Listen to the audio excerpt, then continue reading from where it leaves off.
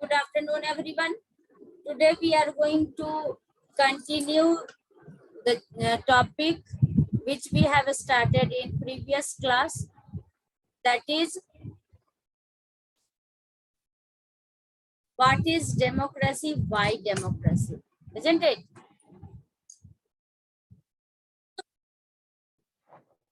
What is democracy? Why democracy? Today's topic is features. We are discussing features of democracy.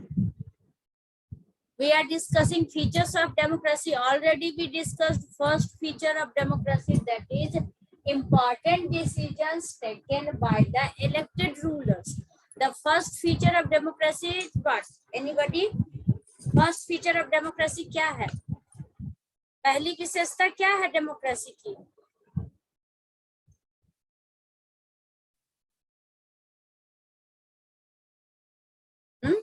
Important decisions taken by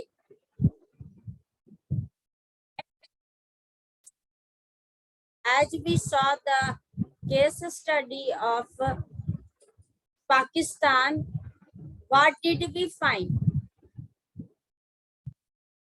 We find that in Pakistan, elected leaders have not power to take their own decision, as they have to take approval of Parvez Musharraf and the officers of the army of Pakistan. That's why the democracy of Pakistan cannot be considered as a true democratic country. Okay. Because elected leaders are not free to take their own decisions. So first feature is important decisions are taken by whom? Important decisions कौन लेते हैं?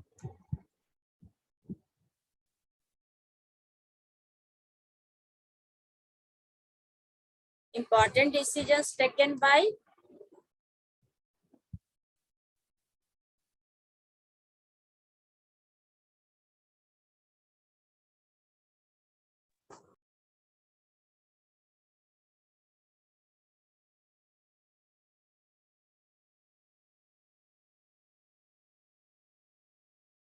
okay. Major decisions by elected representatives.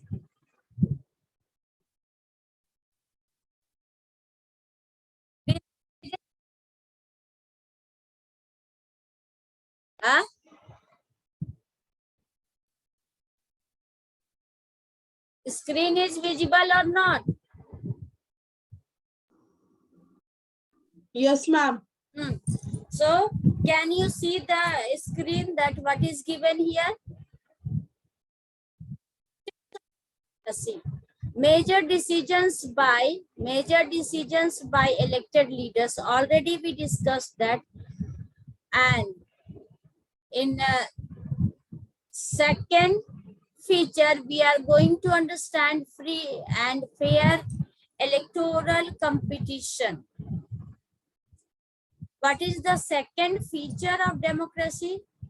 Democracy की दूसरी महत्वपूर्ण विशेषता क्या है? What is the second feature of a democratic setup, a democratic government? In a democratic government, elections are held in regular basis and it is free and fair. Okay. And which type of democracy, which type of election can be considered as a free or democratic, we will see in this topic. First of all, we are going to understand a case study of a important country of the world, that is China. What is happening there and how China cannot be considered a true democratic country. What is happening there, how a single communist party took the all powers in that country, and the people have not their own choice to elect their representative. China में क्या हो रहा है, वहाँ की जनता के पास real choice नहीं है अपने लीडर्स, अपने ओपिनियन, अपने डिसीजंस देने का, क्योंकि कम्युनिस्ट पार्टी के अंदर में सारी पार्टी काम करती है, एक ही पार्टी पे सारा देश चल रहा है, एक ही पार्टी बार बार जीतती है और उसके अदर्स पार्टी जो है वो भी इसके कम्युनिस्ट पार्टी के अंदर में काम करते हैं। Free and fair electoral competition जहां होता है वही सरकार, वही देश लोग। In China, elections are regularly held after every 5 years for electing the country's parliament. China के देश का संसद चुनने के लिए हर 5 साल पे लगातार वहाँ चुनाव होते हैं, लोग चुनते हैं अपने रिप्रेजेंटेटिव को, लेकिन रिप्रेजेंटेटिव को चुनने के लिए क्या होता है ना, parliament called want to go रेमिन Dailabro Rauhai. It is Chinese name.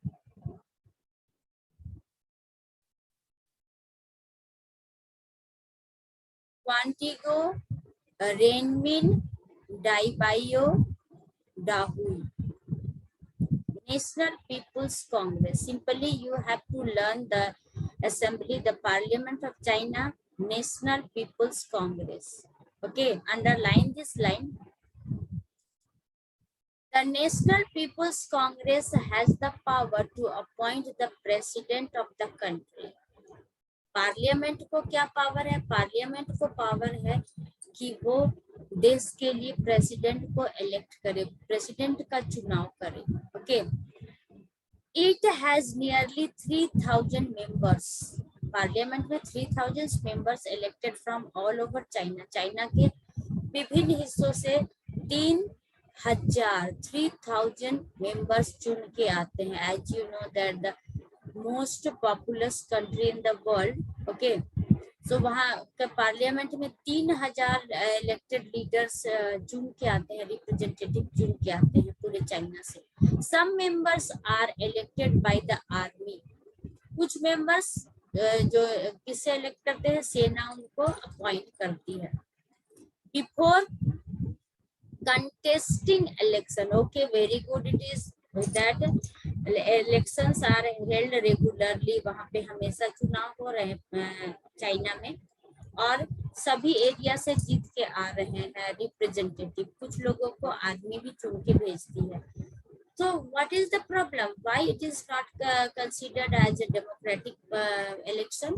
Because now question arises here, you have to understand that before contesting election, a candidate needs, underline these lines you all, before contesting elections, a candidate needs the approval of the Chinese Communist Party. मतलब क्या है, किसी भी candidate को, प्रतिनिधि को जो चुनाव लड़ना चाहते हैं, चुनाव में जाने से पहले किस पार्टी का अप्रूवल चाहिए? They required the approval of which party?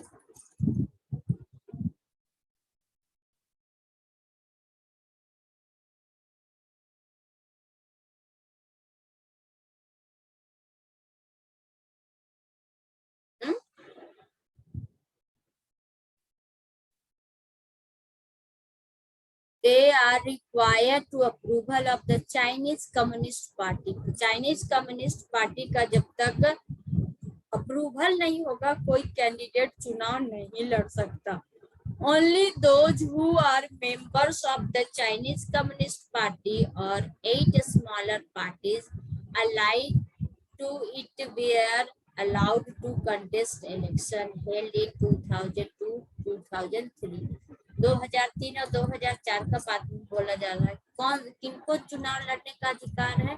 जो कम्युनिस्ट पार्टी के मेंबर हैं या उनके अलाइड, उनके गठबंधन के 8 पार्टीज है, यानी कि इनडायरेक्टली वो भी कम्युनिस्ट पार्टी, चाइना के कम्युनिस्ट पार्टी से जुड़े हुए हैं, वही लोग इलेक्शन लड़ सकते हैं। ओके, तो ले देख कर बात आ जाती है कि सिर्फ और सिर्फ एक ही पार्टी चाइना में इलेक्शन जीत सकती है और वही रूल कर सकती है। सारे मेंबर्स उसी के अप्रूवल से इलेक्ट होके आ सकते हैं। तो ये वन पार्टी सिस्टम हुआ या मल्टी पार्टी सिस्टम हुआ, रियल चॉइस हुआ या एक फॉल्स इलेक्शन है? क्या ये डेमोक्रेटिक इलेक्शन है? Is it a democratic election? Can the election of China be considered as a democratic election? No, not at all. ये नहीं कहा जा सकता। The government is also formed by the communist party. जब भी सरकार बनी है तो कम्युनिस्ट पार्टी के द्वारा ही बनाई गई है। Since its independence in 1930, one more example is given here. वहां हम लोगों ने देख लिया कि एक ही पार्टी चुनाव में बार बार जीतती है, उसका बिना अप्रूवल का कोई कैंडिडेट चुनाव में लड़ नहीं सकता। Next is one more example is there, you have to understand. Since its independence in 1930, it means Mexico one country is there, एक मैक्सिको देश है। वहां पे जो इलेक्शन होते हैं जब से देश आजाद हुआ है, ओके, कब आजाद हुआ? When Mexico got independence? Mexico got independence in 1930. 1930 में ये देश आजाद हुआ। उस समय से लेके since its independence, अपनी आजादी के समय से मैक्सिको में चुनाव हो रहे हैं आफ्टर एवरी 6 years, हर 6 साल के बाद हो रहे हैं, टू इलेक्ट इट्स प्रेसिडेंट। अपने राष्ट्रपति को चुनने के लिए वहां पे इलेक्शन होते हैं। The country has never been under a military or dictator's rule. Mexico में कभी भी कोई भी सैनिक तानाशाह या कोई दूसरा तानाशाह का शासन नहीं रहा। हमेशा वहाँ इलेक्टेड गवर्नमेंट ही बनी। लेकिन इलेक्शन के पीछे क्या है, इलेक्शन का प्रोसेस किस तरह से डेमोक्रेटिक नहीं है, वो हम लोग देखेंगे। But until 2000 every election was won by, ठीक है, 2000 तक बोल रहा, हर जितना भी चुनाव हुए हैं, ठीक है, एक ही party, won by a party called PRI. 1 mark question, what is the full form of PRI? This party belong to which country? You have to write 2 marks answer, 2 question of 1 marks answer, no doubt.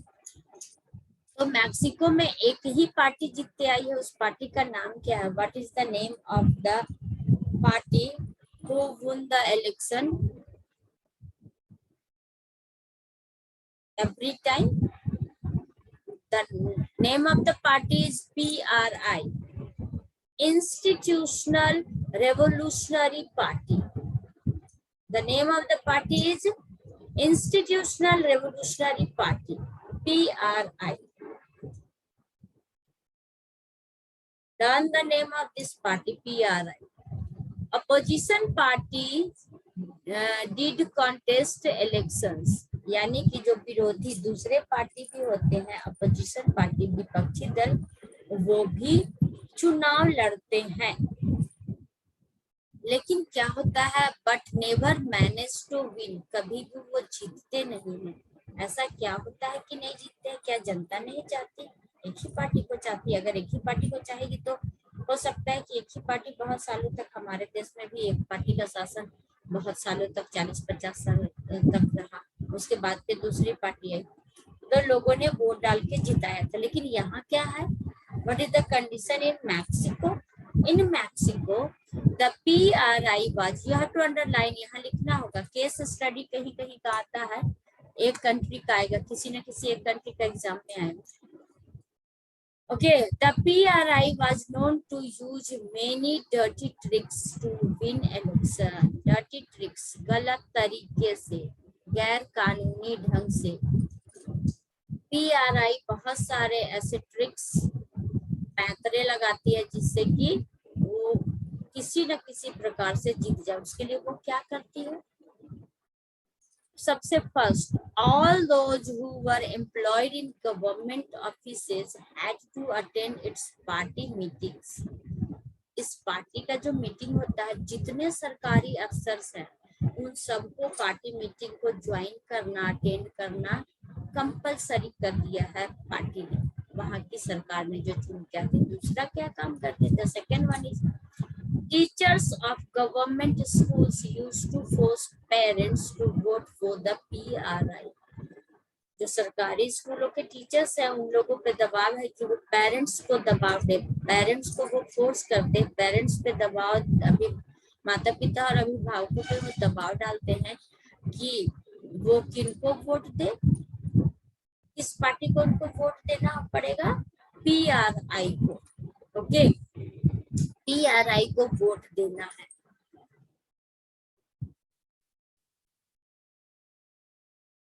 Media largely ignored the activities of opposition political parties except to criticize them. Okay, जो media है वहां का media पे भी सरकार का PRI का कब्जा है। वो गवर्नमेंट जो अपोजिशन पार्टी है उसका एक्टिविटी जो हो रहा है देश में उसको वो इग्नोर करती है, सिर्फ उसको क्रिटिसाइज करती है कि अपोजिशन पार्टी में ये खराबी है, ये गलत है, वो गलत है, वो देते रहते हैं, ठीक है ना। तो सिर्फ उसको उसका आलोचना करती है, उसका फेवर में बात नहीं करती, उनकी बात को आम लोगों तक नहीं पहुंचाती है। मीडिया पर भी किसका इन्फ्लुएंस है? तो PRI का, वहां के गवर्नमेंट का जो लगातार जीतते आई है। Sometimes the polling booths were shifted from one place to another in the last minute। कभी कभी तो ऐसा होता है कि बूथ में जहाँ वोट देने जाना है उसको बूथ बोलते हैं, बूथ को बदल दिया जाता है, प्लेस को बदल दिया जाता है। तो जो एक्चुअल वोटर्स है वो नहीं देते हैं, दूसरा जगह शिफ्ट होते हैं, तो फॉल्स वोटर जाके वोट दे देते हैं, है ना। Which made it difficult for people to cast their vote। ठीक है, बहुत मुश्किल हो जाता है कि वो अपना वोट जाके ऊपर सही जगह पे, क्योंकि उनका एरिया बदल दिया जाता है, पोलिंग स्टेशन चेंज कर दिए जाते हैं लास्ट मिनट में, अंतिम समय। और क्या क्या इस डर्टी ट्रिक्स है? तो नेक्स्ट है कि the PRI spend a large some of money in the campaign for its candidates. अब चुनाव अभियान में प्रचार करने के लिए ये लोग बहुत सारा पैसा खर्च करते हैं, लोगों को अपने समर्थन में करने के लिए ढेर सारा धन खर्च करते हैं कैंडिडेट को चुनाव में लड़ाने के लिए। तो ये सारे डर्टी ट्रिक्स हैं। तो बोल रहा है कि should be considered the elections described above as example of people electing their rulers. Question यहाँ पूछ रहा है कि क्या हम लोगों को ये, क्या जो उदाहरण दिया हम लोगों ने मैक्सिको और चाइना का, उनको हम लोग बोल सकते हैं कि लोगों ने, वहां की जनता ने अपने रूलर्स को इलेक्ट किया सही मायने में? नहीं कह सकते, है कि नहीं। Reading this examples we get a sense that we can not, जो हम लोग पढ़ने के बाद ये कह सकते हैं कि इस तरीके का इलेक्शन को हम लोग कभी भी डेमोक्रेटिक इलेक्शन नहीं कह सकते। यहाँ कॉमन पीपल को कोई राइट्स नहीं मिलते हैं कि वो रियल, उनको चॉइस नहीं मिलता है, उनके ऊपर एक दबाव है, फोर्स है कि उनको इसी पार्टी का चुनना है, दूसरा के अपोजिशन को या दूसरा अदर पार्टी को नहीं चुन सकते। तो रियल चॉइस नहीं है। ये जो जितने भी चुन के आ रहे हैं वो फेयरली पीपुल के द्वारा इलेक्टेड नहीं है। Okay,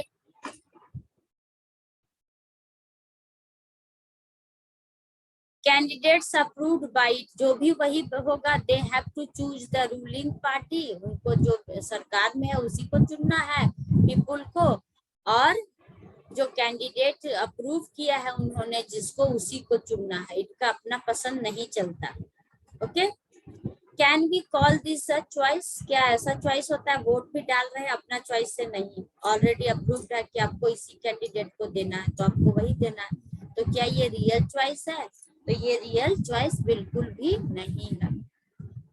okay, In the Mexican example, people seem to really have a choice. Mexican में लगता है कि सही बात है, पीपल तो चुनाव लड़ रही है, चुनाव में वोट डाल रही है, ऐसा लगता है, देखने से ऐसा प्रतीत होता है कि आम जनता, वहां के सिटीजन्स को चॉइस मिला हुआ है, उनके पास चांस है कि अपना वो रिप्रेजेंटेटिव को इलेक्ट करे, लेकिन है कि नहीं, but in practice they had no choice, वास्तव में उनके पास कोई भी चॉइस नहीं है, जैसा सरकार बोलेगी उसी के अकॉर्डिंग उनको कैंडिडेट को वोट देना है। There was no way the ruling party could be defeated, कोई ऐसा तरीका ही वहां नहीं है जिससे कि रूलिंग पार्टी को हराया जा सके, है ना। We can thus add a second feature to our understanding of democracy। अब हम लोग इसी के द्वारा जान जा रहे हैं कि सेकंड फीचर डेमोक्रेसी का क्या है। The elections must offer the real choice, चुनाव ऐसा होना चाहिए कि जो कॉमन पीपल है उसके पास वास्तविक चॉइस रहे, चुनाव करने का उनको मौका मिले, वो डिसाइड कर पाए कि कौन सा कैंडिडेट उनके कंट्री के लिए सही है, उसी को वो चुने। ये नहीं कि सरकार ने तय कर दिया, कम्युनिस्ट पार्टी ने कर दिया, पीआरआई ने कर दिया कि आपको यही कैंडिडेट को वोट देना है, तो वोट तो देना है लेकिन मेरा चॉइस तो नहीं रहा, हो सकता है कि हम दूसरे कैंडिडेट को वोट देना चाह रहे हैं। Okay, the elections must offer a real choice between political alternatives, बार बार ये अल्टरनेटिव्स, उसके जगह पे दूसरा को चुनने का चॉइस मिलना चाहिए कॉमन पीपल को, and it should be possible for people to use this choice to remove the existing rulers, है कि नहीं। आम जनता को ये होना चाहिए रियल चॉइस की वो रिमूव कर सके, जो सत्ताधारी दल है, जो रूलिंग पार्टी है, उसको रिमूव कर सके, जो अभी चल रहे हैं, जो देश को चला रहे हैं, उनको वो बदल सके। इफ अगर वो चाहते कि नहीं ये सही काम नहीं कर रहे हैं, तो उनको बदलने का उनको अधिकार, पावर होना चाहिए, तभी रियल चॉइस है। तो इस तरह से हम लोगों ने we came to understand the second feature, that is free and fair electoral competition। लेकिन डेमोक्रेटिक सेटअप में इंडिया में देखो, इंडिया में क्या होता है, रूलिंग पार्टी जीतती भी है, हारती भी है, पार्टीज का रूल चेंज होते रहता है, तो रियल चॉइस है, सिटीजन्स के पास ये राइट है कि वो किस कैंडिडेट को वोट देना चाहते हैं, उनके ऊपर कोई प्रेशर, कोई फोर्स नहीं दिया जाता कि आपको इसी कैंडिडेट को देना है, वोट डालना है। तो a democracy must be based on a free and fair election where those currently in power have a fair chance to losing, उनको हारने की पूरी संभावना होनी चाहिए, ये नहीं कि डर्टी ट्रिक्स खेल के वो किसी तरह चुनाव जीत जाए। तो फ्री और फेयर इलेक्शन होगा तभी ना उसके हारने की संभावना रहेगी, फ्री एंड फेयर इलेक्शन नहीं होगा तो वो कैसे हारेंगे, तब तो वो हर बार जीत ही जाएंगे, तो फिर ये डेमोक्रेटिक गवर्नमेंट नहीं होगी, फिर ये ऑटोक्रेटिक हो जाएगी, एक पार्टी का फिर शासन चलने लगेगा। Okay, so second feature is free and fair electoral competition, लोगों के बीच में, पॉलिटिकल पार्टीज के बीच में कंपटीशन होना चाहिए, तभी माना जाएगा कि उस देश में डेमोक्रेसी है, उस देश की सरकार डेमोक्रेटिक है। Now the third feature we are going to understand, one person one vote one value, very important। Democratic government का एक विशेषता है कि प्रत्येक व्यक्ति, हर एक व्यक्ति को चुनाव देने का अधिकार हो और उनके जो वोट होते हैं उनका वोट का वैल्यू, उसका मूल्य एक समान हो। ऐसा नहीं कि रिच पीपल वोट देने चाहें तो उनका वोट का काउंटिंग 1000 में हो, 1 वोट इक्वल टू 1000, और कोई पुअर देने चाहे तो उसका वोट का वैल्यू 1 हो, ऐसा नहीं होता। डेमोक्रेटिक कंट्री में हर एक व्यक्ति को, चाहे इलिटरेट हो, चाहे किसी लैंग्वेज का हो, किसी रिलीजन का हो, किसी कास्ट का हो, किसी रीजन का हो, इवन कि वो या तो एजुकेटेड हो या इलिटरेट हो, सभी कोई को वोटिंग राइट्स जहाँ मिलते हैं और सबके वैल्यू इक्वल होते हैं, वही डेमोक्रेटिक गवर्नमेंट कहलाती है। Okay, earlier one person one vote one value. Earlier we read about how the struggle for democracy was linked to the demand for universal adult franchise. पहले हम लोग पढ़ चुके हैं, है ना, कि हम लोगों को एडल्ट यूनिवर्सल एडल्ट फ्रेंचाइज के लिए कैसे लोगों ने इसके लिए संघर्ष किया है ना। This principle has now come to be accepted almost all over the world. पूरे दुनिया में इसको एक्सेप्ट किया गया है कि सभी लोगों को वोट का अधिकार मिलना चाहिए, लेकिन yet there are many instances for denial of equal rights to vote. बहुत सारा है ऐसा उदाहरण आपको मिलेगा कि देश और दुनिया में बहुत सारे ऐसे देश हैं जिन्होंने सभी लोगों को, अपने सारे सिटीजन्स को वोटिंग राइट्स नहीं दिए, उनका वैल्यू अलग अलग दिया, है ना, और लोगों को उससे वंचित रखा। कौन कौन सा उदाहरण है? Many instances are there. 3 examples are given here. Until 2015, okay, 2015 से पहले तक, यानी 2015 में जाके सऊदी अरेबिया में वुमन लोग को वोटिंग राइट मिले। In Saudi Arabia woman did not have the right to vote. 2015 से पहले सऊदी अरेबिया में औरतों को और सारे पर्सन जब इक्वल हैं तो उनको वोटिंग राइट होना चाहिए, लेकिन सऊदी अरेबिया में 2015 से पहले फीमेल लोगों को, महिलाओं को वोटिंग राइट्स नहीं मिले थे। Okay, Estonia has, one country है Estonia, has made its citizenship rules in such a way, नागरिकता देने का उन्होंने ऐसा कानून बनाया हुआ है इस्टोनिया ने, जहां पर people belonging to Russian minority, जो माइनॉरिटी रसिया के अल्पसंख्यक लोगों को ऐसा नियम बना दिया है कि उन लोगों को वोटिंग राइट हासिल करने में काफी मशक्कत करनी पड़ती है, बहुत जटिल प्रक्रिया है, बहुत परेशानी, मुश्किल से उनको वोटिंग राइट्स मिलते हैं। Okay, belonging to Russian minority find it difficult to get the right to vote. एक और एग्जाम्पल है फिजी का। The electoral system is such that the vote of an indigenous Fiji has more value than that of an Indian Fijian. वहाँ का electoral system ऐसा है, चुनाव प्रक्रिया प्रणाली ऐसी बनी हुई है कि वहाँ के जो फिजी, अपने देश के जो निवासी है, वास्तविक जो फिजी निवासी हैं, उनका वोट का वैल्यू ज्यादा है, जबकि जो इंडिया से जाके वहाँ रहने लगे और इंडियन फिजियन कहलाए, उन लोगों का वोट का वैल्यू कम। तो देश और दुनिया में बहुत सारे ऐसे देश हैं जहाँ वोटिंग राइट किस पे बेस्ड नहीं है, वन पर्सन वन वोट और वन वैल्यू पर बेस्ड नहीं है। Okay, 3 examples are there. तो democracy is based on a fundamental principle of political equality. राजनीतिक समानता देती है सभी लोगों को। हमारा देश जब से आजाद हुआ, हमने बिना किसी डिस्क्रिमिनेशन का, जात, धर्म, भाषा, क्षेत्र, लिंग, किसी भी आधार पर बिना भेदभाव किए सब लोगों को हमारे संविधान ने वोटिंग राइट्स दिए हैं।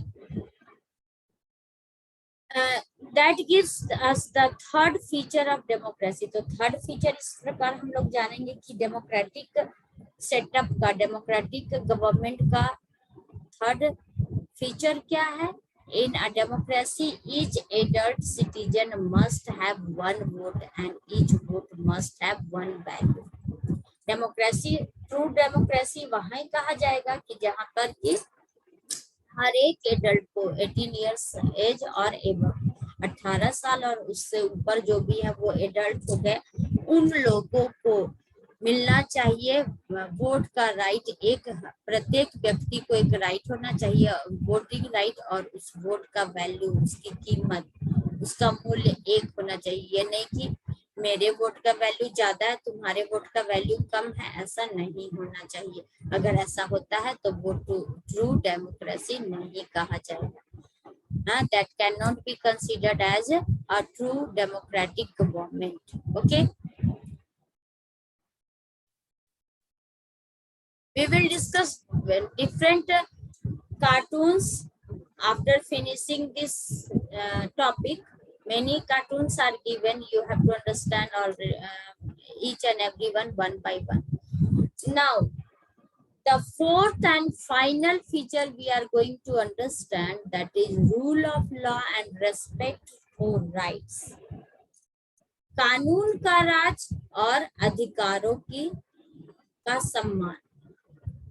जो राइट्स कॉमन पीपल को दिए जाते हैं उनका सम्मान करना अगर किसी सरकार के द्वारा किया जाता है तभी वो डेमोक्रेटिक है।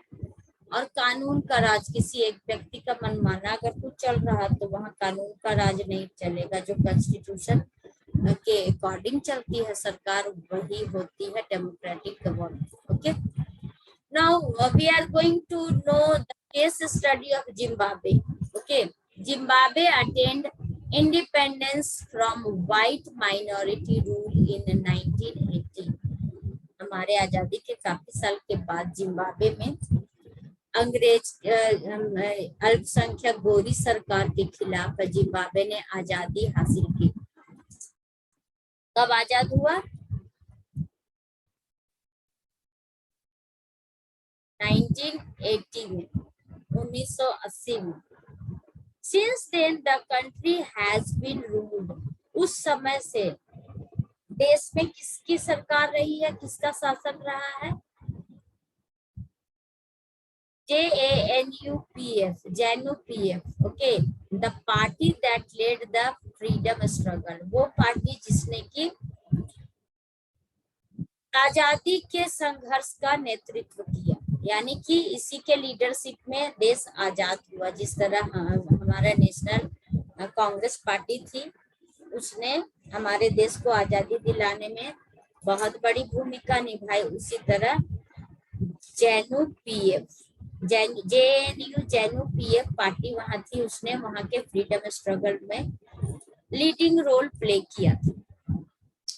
इट्स लीडर, इसके जो लीडर थे, Robert Mugabe. Robert Mugabe, you have to underline all these lines, very important lines are there, these are okay.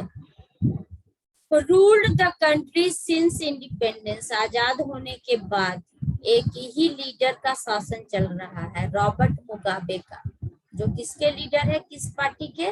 तो JANU-PF पार्टी के लीडर है।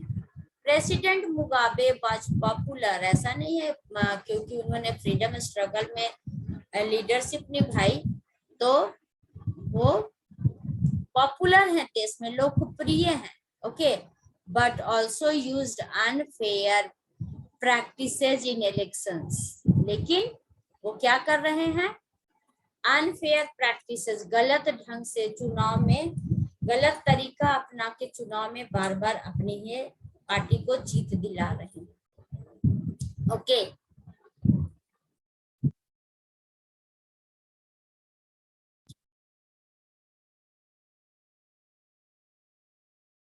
but they adopted the measures to keep their rule in their country.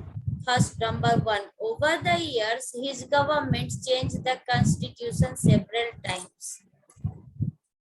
साल दर साल इस सरकार ने संविधान में कई बार, सेवरल टाइम्स, बहुत बार, है ना, चेंज किया। किस लिए चेंज किया? संविधान में बदलाव कर दिया ताकि किसका ताकत को बढ़ाया जा सके? To increase the powers of the president, president का पावर को बढ़ाने के लिए संविधान में कई बार इस पार्टी ने बदलाव कर दिया।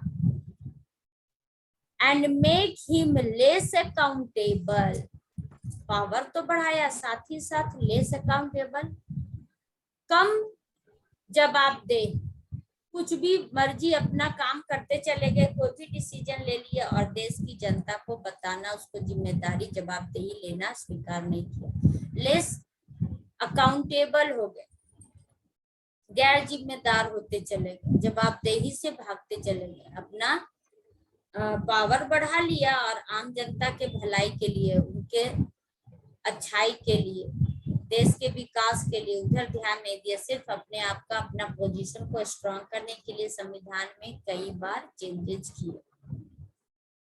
ओके,